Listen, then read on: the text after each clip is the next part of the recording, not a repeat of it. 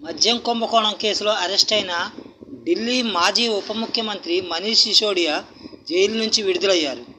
Supreme court bail మంజూరు చేయడంతో Tihar jail నుంచి 17 నెలల తర్వాత ఈ సాయంత్రం బయటకు వచ్చారు.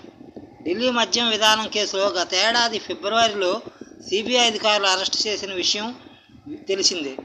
సిసోదియా విడుదల సందర్భంగా భారీ సంఖ్యలో ఆయన మద్దతుదారులు జైలు వద్దకు చేరుకొని స్వాగతం పలికారు. వారిని ఉద్దేశిస్తూ ఆయన భావోద్వేగంతో కూడిన ప్రసంగం చేశారు. సుప్రీం తీర్పు వారికి చెంపపెట్టు. జైల్లో ఉన్నంతకాలం ఢిల్లీ ప్రజలు, దేశంలోని చిన్నారులంతా మానసికంగా నాతోనే ఉన్నారు.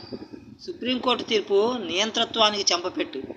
ఇందుకు సర్వోన్నత న్యాయస్థానానికి హృదయపూర్వకంగా ధన్యవాదాలు తెలుపుతున్నా. ప్రజల ప్రేమ, భగవంతుడి ఆశీస్సులు, సత్యానికి ఉన్న బలం వీటన్నిటికంటే ఎక్కువగా రాజ్యాంగం శక్తితో బయటకు వచ్చా. న్యాయ పోరాటాన్ని ఓ ముగింపునకు తీసుకొచ్చాం. ఈ క్రమంలో తోడుగా నిలిచిన మీ అందరికీ ధన్యవాదాలు అని మనీష్ సిసోడియా అన్నారు. రాజ్యాంగం, ప్రజాస్వామ్యం శక్తితోనే తాను బయటకు వచ్చానన్న ఆయన, ఇదే శక్తి ఢిల్లీ ముఖ్యమంత్రి అరవింద్ కేజ్రీవాల్ విడుదలకు మార్గం సుగమం చేస్తుందని ఆశిస్తున్నట్లు చెప్పారు. బెయిల్ వారి హక్కు.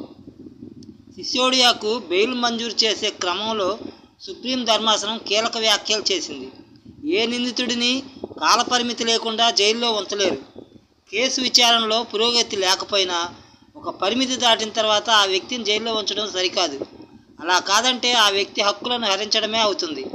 బెయిల్కు దరఖాస్తు చేసుకోవడం, ఉపశమనం పొందడం వారి హక్కు. బెయిల్ అనేది నియమం, జైలు మినహాయింపు అనే విషయాన్ని ట్రయల్ కోర్టులు, హైకోర్టులు గ్రహించాల్సిన సమయం ఆసన్నమైందని ధర్మాసనం వ్యాఖ్యానించింది.